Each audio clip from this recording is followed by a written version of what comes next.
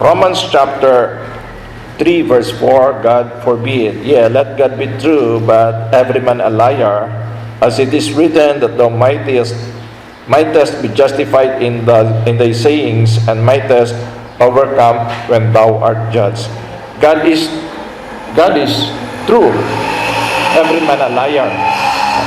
Sino bang hindi nakapagsinungaling? Kaya hindi po tayo yung batayan ng katotohanan. Hindi po tayo ang katotohanan. Si Jesus ang katotohanan. God is the truth. But we can hold the truth. No? We can hold the truth. We can follow the Lord. Sabi nga dito balikan natin yung sinasabi dito sa 2 John. Verse 2, for the truth's sake, which dwelleth in us, and shall be with us forever. Which dwelleth in us. So the truth can dwell in us. Now, let's go back to 1 John. Ito po yung ating text, yung binasa po natin kanina. About the meaning of walking in the truth. Anong ibig sabihin ng walking in the truth.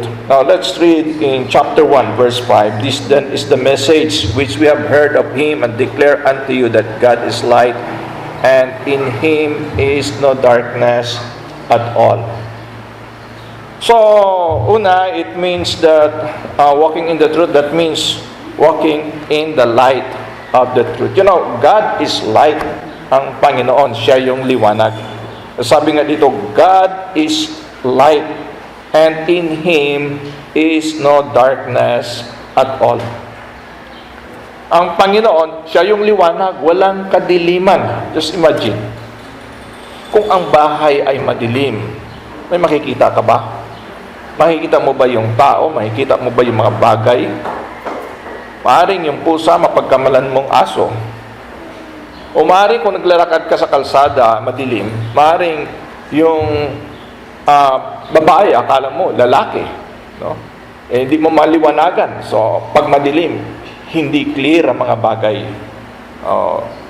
Pag sinasabi kasi nating truth, when we say truth, that is, it means reality. No? Hindi misconception. Hindi wrong ideas. Hindi mali, kundi katotohanan. Pag sinasabi nating truth, yun ang hindi maling opinion. Minsan, opinion tayo, magkakamali pa yung opinion natin, hindi kasi sigurado. Kundi kung ano yung katotohanan. Now, if we want to learn the truth, of course, we have to come to God. Because God is light, and in Him is no darkness at all. Just imagine, if man is without God, he is in darkness. Kung wala siyang Panginoon, napakadilim, ano? Your life will be in darkness. You don't have direction, you don't know where you are going. Di mo alam saan ka patungo because you are without God. A lot of people are without direction. I have asked a lot of people this question, what is your purpose in life? In fact, yun ang ginagawa kong pansimula sa mga conversation, no? And then, yun nga, yung sagot sa akin na yung truth, yung tao. And then eventually, pumunta siya sa punto na binasa niya yung purpose-driven life. Kasi makita natin na hindi tayo yung truth. We have to come to the Lord. He is the light. God is light, and in Him is no darkness at all. Walang pag-aalinlangan, walang pagdududa, walang maling conception, walang maling akala, no?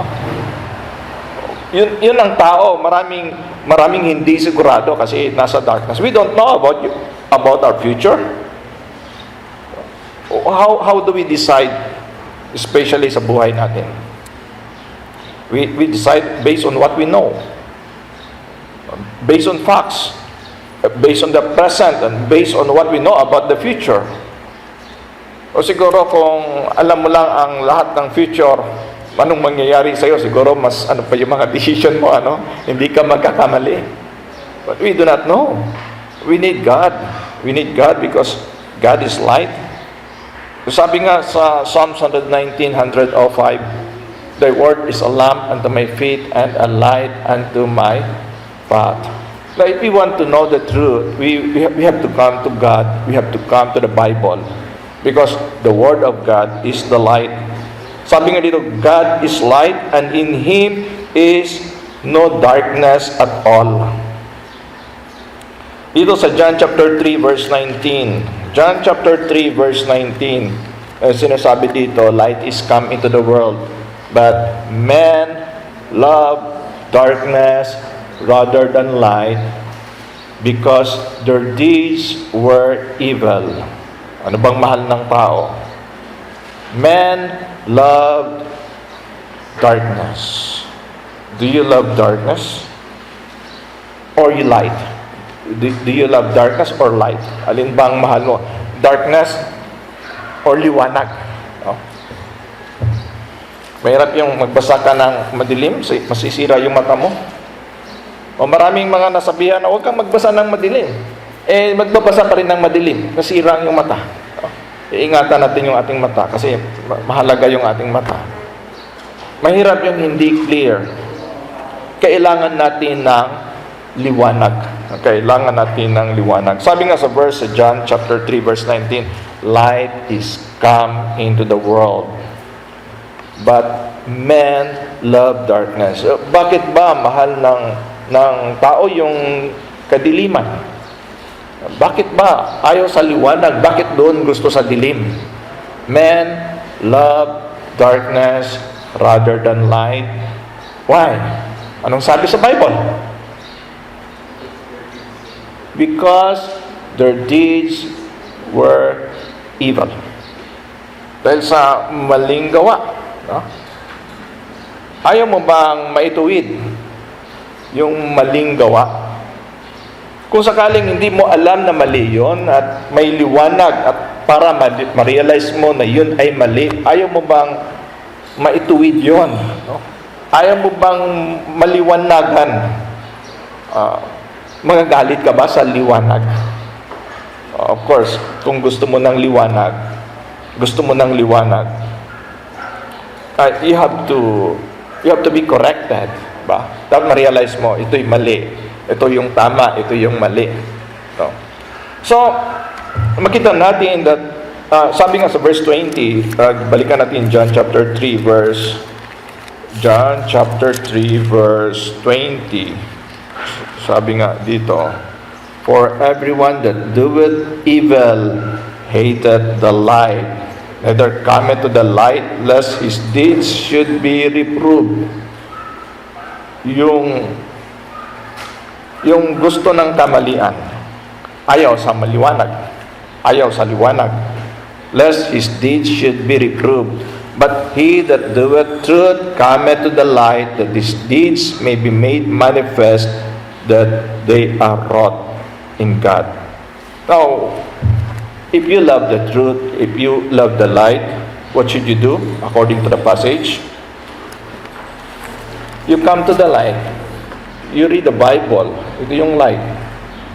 Para ma-check mo ang sarili mo kung ano yung mga kamalian. Ano yung mga pagkukulang. Ano yung hindi tama. No? You come to the light. Huwag mong antayin si Juan, si Pedro, ang siyang lalapit sa light. Ang inutusan dito ay individual. Everyone. Don't try to judge everyone, but you yourself will have to come to the light. Ikaw mismo ang lalapit sa liwanag. The Word of God. Light, the Word of God is light. That is from God. No? Yan ang liwanag ng ating Panginoon. Ang salita ng Panginoon ay magtutuwid sa atin. You know, ito'y hindi salita ni pastor. Pag sinasabi sa Bible, you have to believe it. Sinasabi sa Bible. Kasi, we need to come to the light. Kasi God is light. Now, let's go back to our verse. Sa ating Panginoon, there is no darkness. Tingnan natin sa verse 6. If we say that we have fellowship with Him and walk in darkness, we lie and do not the truth. If we say that we have fellowship with Him, bakit ba tayo lalapit doon sa liwanag? To have fellowship with God. To have fellowship with God, that means when there is sin or when we are walking in darkness, we lie and do not the truth. So, bakit ba tayo lalapit sa ating Panginoon? Sa Kanya walang darkness. And then, we need to have fellowship with Him. But when we say that we have fellowship with Him and walk in darkness, we lie and do not the truth. Kailangan bang gawin ang truth? Kailangan bang sundin yung truth? Kailangan bang sundin ang katotohanan? What yung katotohanan nasa head lang natin tapos hindi natin sinusunod? Kung yung katotohanan hanggang dito lang sa head, but we are unwilling to obey. Yung pagsunod ba natin sa salita ng Panginoon nakadepende sa pagsunod ng iba? O naka-individual tayo, everyone is accountable, we have no excuse, we have no reason, si brother, si sister, hindi kasi sumunod. No? Meron kasi si brother nag-fail, si sister nag-fail. Hindi ba dapat individual ang pagsunod sa katotohanan? Don't make an excuse. At gawin mong excuse, bakit si ano? Bakit si ano? Individual. If you want to be changed by God, you have to come to the truth. And without any excuse, you can be enlightened, you can grow through the light of God's Word. We say that we have fellowship with Him, hindi ba masarap yung makipag-fellowship sa ating Panginoon? So there's no excuse. Hindi pwedeng gaya-gaya o duruan. Bakit siya gumagawa ng ganito? Hindi pwedeng inggitan sa mali. Minsan kasi nakakaingit yung mali, di ba? Pero makita natin na if you want to fellowship with God, you cannot walk in darkness. If we say that we have fellowship with Him and walk in darkness, anong sabi sa Bible? We lie. Nagsisinungaling tayo. How can a man say, I am the truth, my ways are the truth, kung mali ang kanyang ginagawa? Halimbawa, away siya sa kanyang asawa. O halimbawa, nakipag-away siya sa kapitbahay or hindi siya nagkakasundo sa mga tao. You see, makita natin na we have to first have fellowship with God, that is, walking in the light. Fellowshipping with God. Kasi God is not pleased with sin. So what should we do with sin? And sabi nga dito sa verse 9, if we confess our sins, He is faithful and just to forgive us and to cleanse us from all unrighteousness. If we say that we have not sinned, we make Him a liar and His word is not in us. You see, ang pag-confess sa ating sins, that is individual. Kaya nga, you cannot judge everybody. Kasi, individual ang pag-confess sa kanyang sins. And you don't know, nag-confess na siya sa kanyang sins. Kasi hindi ka pa nag-confess sa iyong sins. Ang point dito na every sin you have to confess. You see, when you confess your sins, God is faithful and just to forgive us and to cleanse us from all unrighteousness. So you see, as pagiging Christian, no Christian is perfect. Christians are not perfect. But you see, every time a Christian fall, God forgives when he confesses sins. And all our sins are forgiven. So makita natin na we can walk again. Kasi kung si God ay hindi mapagpatawad, mag-accumulate lang lahat ng kasalanan ng tao, walang karapat-dapat at walang makapaglakad in fellowship with God. Because everybody of us fails. So, makita natin dito na walking in the light is fellowshipping with God, fellowshipping with God, if we say that we have fellowship with Him and walk in darkness, we lie and do not the truth. That means, ano man ang dealing ng Panginoon sa bawat isa sa atin, ano man ang sinasabi ng Bible, we are obliged to obey it without any excuse, without comparison. No? Ibig sabihin, hindi dahil hindi siya nag-obey, hindi rin ako mag-obey.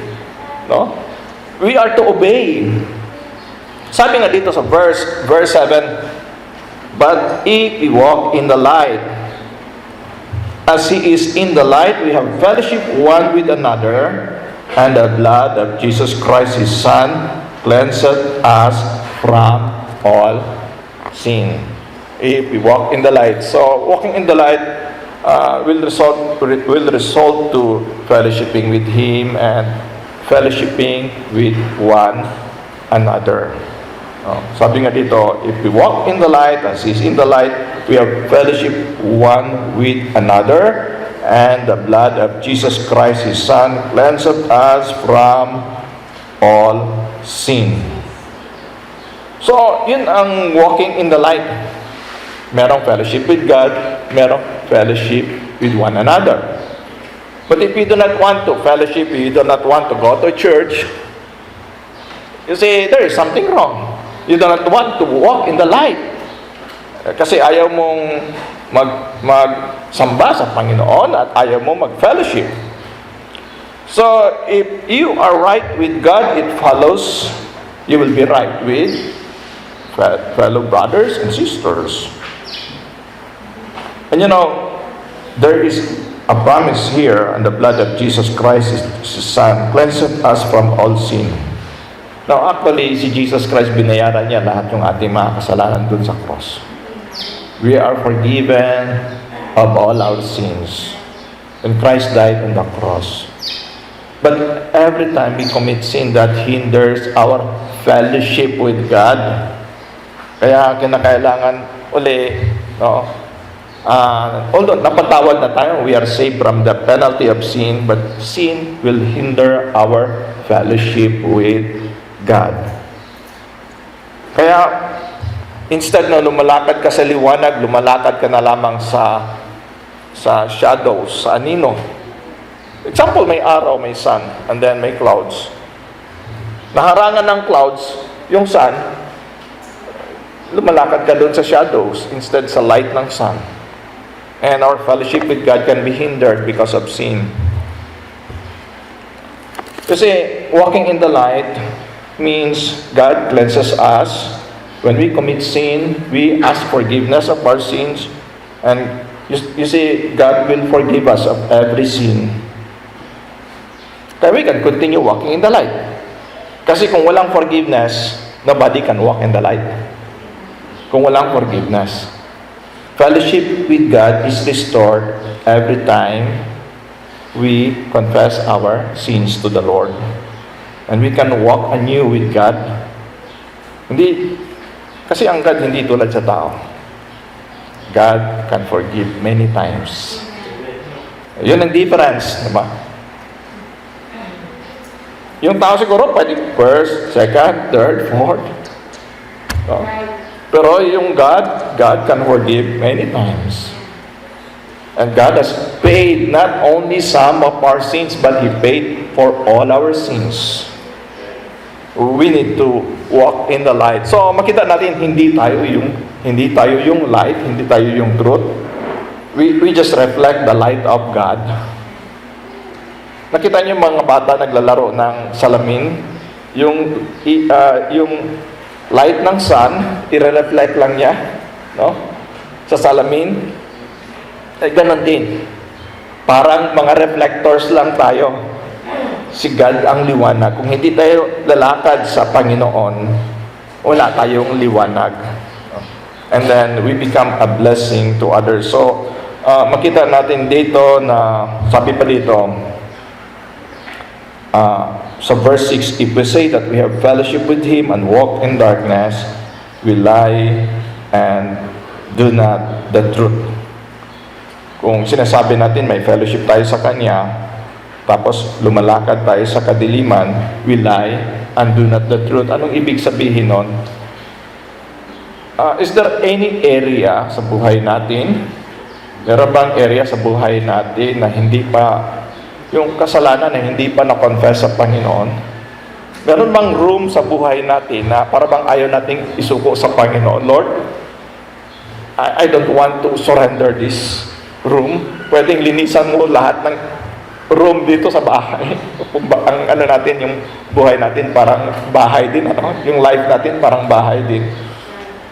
Pero may isang room ka na ayaw mong napadlock yon, na ayaw mong palinisan sa Panginoon.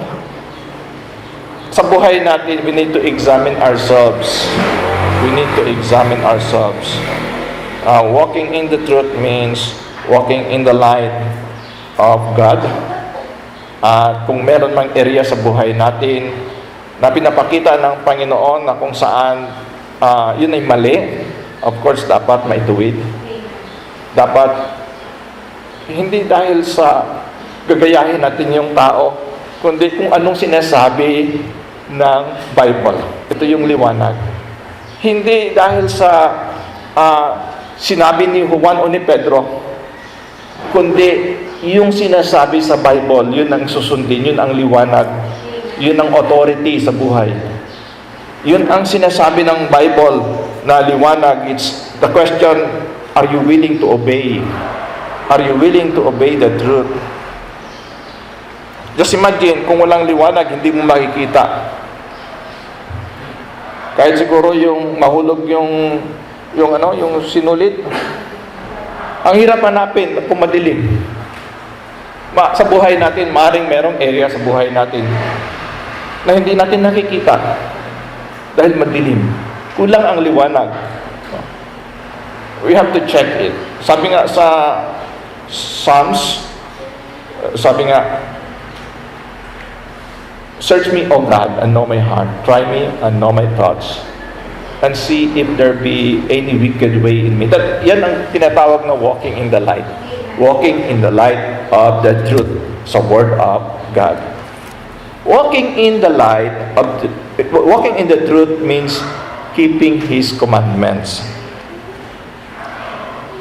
By the way, karagdagan doon sa punto natin kanina, kapag tayo nagkasala, meron tayong abogado. Sino yan? Si Jesus. Sabi nga sa chapter 2 verse 1, my little children, these things write I unto you that ye sin not. And if any man sin, we have an advocate with the Father, Jesus Christ the righteous. And He is the propitiation for our sins, and not for ours only, but also of the whole world. Okay, so walking in the truth, it means keeping His commandments. Walking in the truth. How can a person say he is walking in the truth? He is not willing to keep God's commandments. So, ang paglakad sa katotohanan ay ang pagsunod sa kanyang mga salita. That is why importante talaga yung pag-aaral sa salita ng Panginoon. How can you obey God's word without knowing His commandments? Without knowing God, the more you know God, the more you love Him, the more you love Him, the more you obey Him. Ang pagsunod sa kanyang mga salita, importante. In fact, yun ay palatandaan na kilala mo ang Panginoon. Obedience. We do not obey God in order to be saved. We are saved by faith. But when you are saved, you obey God. It follows. Sabi nga dito sa verse 3, hereby we do know that we know Him if we keep His commandments. Ito yung tanong. Kung merong mga bagay na hindi ka kumbinsido na dapat mong gawin, pero kung makikita mo na yan ay nasa Bible, handa ka ba at willing ka ba sumunod? Kasi dahil nasa Bible. Hindi dahil sa sinabi ng pastor o sinabi ni brother o sinabi ng kapatiran, kundi dahil nasa Bible. Then if somebody will show you na yan ay nasa Bible, are you willing to obey it? Mahalaga yung pagsunod sa salita ng Panginoon. Hereby, we do know that we know Him if we keep His commandments. Ang pagsunod sa salita ng Panginoon, hindi naman ibig sabihin kaya natin sundin ang lahat. Wala pa namang nakasunod sa lahat, ano? Sabi nga ni Soriano, yung kaligtasan, kinakailangan sundin mo lahat ng sinasabi sa Biblia. Yun daw ang gospel. Pero wala namang taong nakasunod. Kaya hanggang ngayon si Soriano ay nagsisikap pa lang na maligtas. No? Nagsisikap pa lang siyang maligtas kasi hindi pa siya nakasunod sa lahat ng sinasabi ng Bible. We follow His commandments when we are saved. Pagligtas, paano tayo naligtas? Hindi sa pagsunod sa kautusan, kundi dahil sa magitan ng pananampalataya, no? Dahil sa ating Panginoon na namatay sa krus para sa ating mga kasalanan. Ang pagsunod ng kanyang mga salita ay ebidensya na meron tayong relasyon sa kanya. Halimbawa, may isang tao, sinasabi niya, nakita niyo yung taong yan, may relasyon na kami yan. No? Halimbawa, artista yun, patalino. Hindi mo nga nakitang nag-uusap sila. Hindi mo nga nakitang magkasama sila. Hindi ka maniwala kahit anong sabi niya na girlfriend niya yan o boyfriend niya yung taong yun. Hindi mo nga siya nakita ni nag-uusap. Ano? Paano ba mapatunayan na tayo ay anak ng Panginoon? How do we prove that we are God's children? We follow His commandments. We obey, although hindi naman perfect. Ang mga bata ba, yung mga babies, perfect ba kung lumakad? Hindi. Tumba, bangon, tumba, pero at least nagsisikap sundin yung mama, no? Anak, dili na. O anak, pakikuha ng suklay. Di ba? Sumusunod yung anak, hindi para maging anak. Dahil sila ay anak. That means obedience. We obey because we are God's children. So, isa ito sa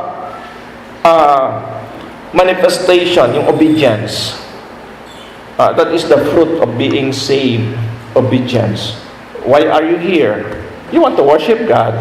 Why do you worship God? It's not because in order to become God's children. Because you have relationship with God. Pero kung wala kang relasyon sa Panginoon, you don't care about listening to God's words. Wala kang pakialam.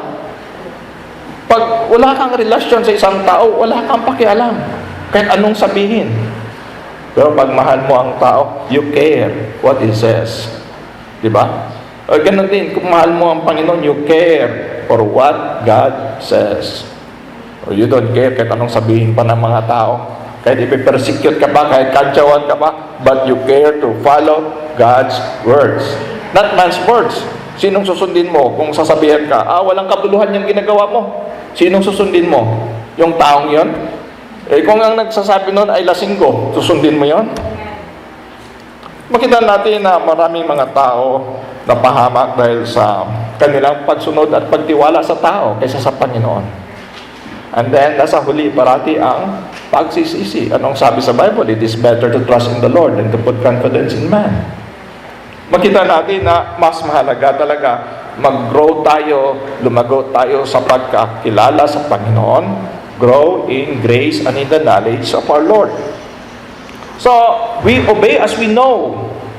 Hindi naman ang Panginoon sadista na itadrag ka, hihilahin ka, paakyat sa hagdan para makasunod. Kundi kung mayroong baby, maliit na bata, inaakay mo sa hagdan, alalayan mo, hindi mo idadrag. Ganon din ang ating Panginoon. God is gentle, God is caring, God is patient for us to grow. Hindi naman diktador ang ating Panginoon na by force na kahit pero makita natin, hinahayaan tayo, may free will tayo, pero may consequence bawat maling decision. There is always a consequence. But we need to follow God.